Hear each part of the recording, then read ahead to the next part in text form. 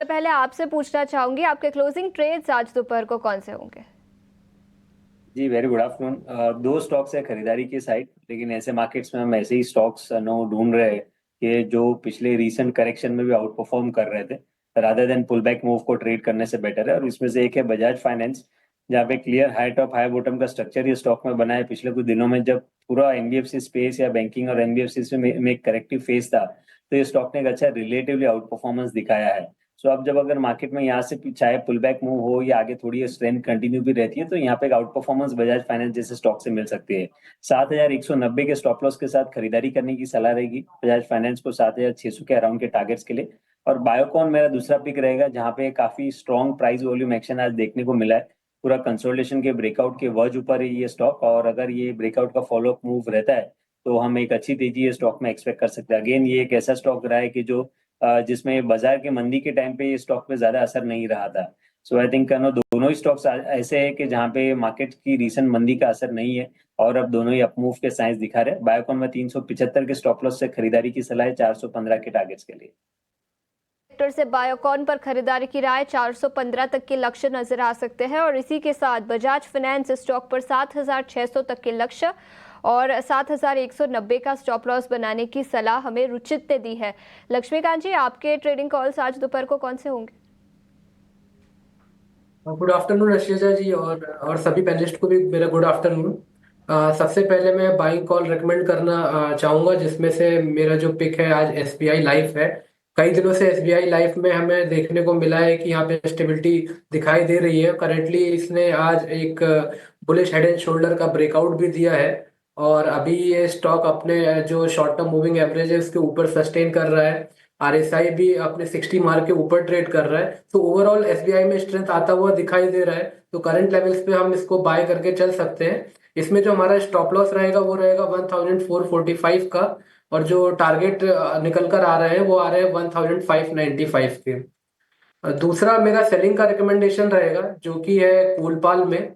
कोलपाल फॉर्मूले में हमें एक डिसेंडिंग ट्रायंगल का पैटर्न का फॉर्मेशन बनता हुआ दिखाई दे रहा है, और पिछले 3 से 4 दिनों के अगर हम लेवल्स देख रहे हैं तो यहाँ पे लोअर टॉप्स और लोअर बॉटम का फॉर्मेशन बनता हुआ दिखाई दे रहा है with the formation of bearish candle.